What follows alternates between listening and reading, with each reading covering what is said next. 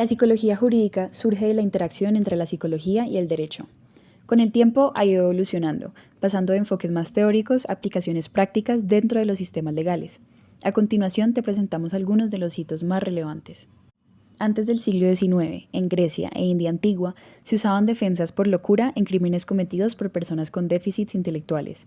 Sí, incluso en esos tiempos antiguos se empezaba a reconocer que no todos los actos criminales podían juzgarse de la misma forma. En los 1800, el médico Philippe Pinel propone el concepto de locura sin delirio, es decir, la locura no siempre implica delirio o discapacidad intelectual, también puede ser moral. Esta idea sienta las bases para lo que hoy conocemos como el estudio de la psicopatía y la conducta antisocial sin pérdida de razón. En 1843 ocurrió un caso que marcaría la historia de la psicología jurídica, el famoso caso McNaughton. Daniel McNaughton intenta asesinar al primer ministro británico. Durante el juicio, 9 médicos testifican que McNaughton sufría de un trastorno mental grave. El veredicto fue no culpable por demencia. Este evento da origen a una de las bases legales más influyentes en la evaluación de la responsabilidad penal, la regla McNaughton. Según esta regla, una persona no es penalmente responsable si, en el momento del crimen, no entiende la naturaleza de sus actos o no distingue entre el bien y el mal debido a un trastorno mental. Aunque pasaron más de 180 años, esta regla todavía se aplica en muchos sistemas jurídicos. A finales del siglo XIX, James McKean Cattell abre paso a la psicología del testimonio. Él se preguntaba qué tan precisa es la memoria de las personas.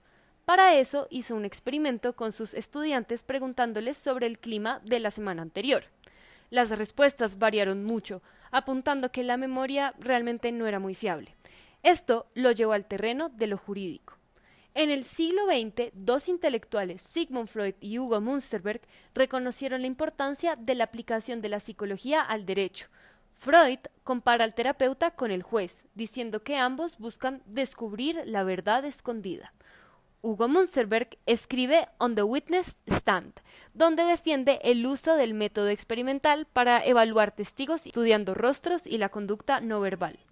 En los años 50 hubo la primera integración real en tribunales, es decir, que se aceptaban testimonios de psicólogos en un juicio civil. En 1962, en el tribunal de Jenkins versus United States, la Corte autoriza a los psicólogos a testificar en casos criminales sobre la salud mental, sin ser psiquiatras, y esto abre el camino legal para el rol del psicólogo como perito oficial.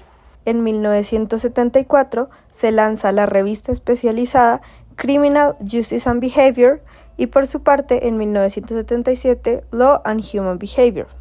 En 1978 se lanza la certificación oficial de psicólogos forenses. Ya en los 80s se da la institucionalización académica y con ella la creación de la American Psychology Law Society en Estados Unidos, mientras que en Europa se adopta el término de psicología jurídica en lugar de forense. En los años 90 se da la consolidación con equipos de investigación en universidades y específicamente en 1991 se publican las primeras guías éticas para los psicólogos forenses. En el 2001, aunque la APA mucho antes de los años 90 había reconocido áreas de práctica especializadas en la psicología como la clínica, la educativa y la organizacional, no fue hasta este año que la psicología forense se incluyó en la misma categoría. En la actualidad se incluyen áreas como la neuropsicología forense, la evaluación de violencia, el maltrato, credibilidad e interpretación en procesos legales. ¿Sabías que la psicología jurídica en Colombia comenzó a desarrollarse desde 1974?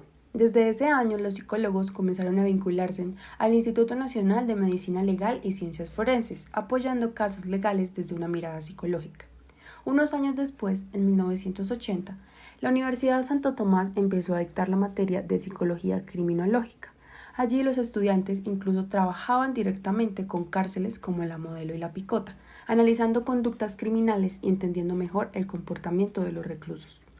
Y lo más interesante es que en los últimos 20 años esta rama ha cobrado muchísima importancia en Colombia. ¿Por qué? Porque el conflicto armado, los procesos de paz, la atención a las víctimas y la reintegración de excombatientes han hecho que los psicólogos jurídicos sean fundamentales.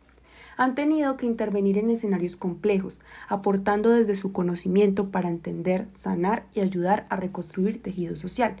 Por todo esto, hoy en día la psicología jurídica es un campo muy amplio y lleno de oportunidades para los psicólogos del país.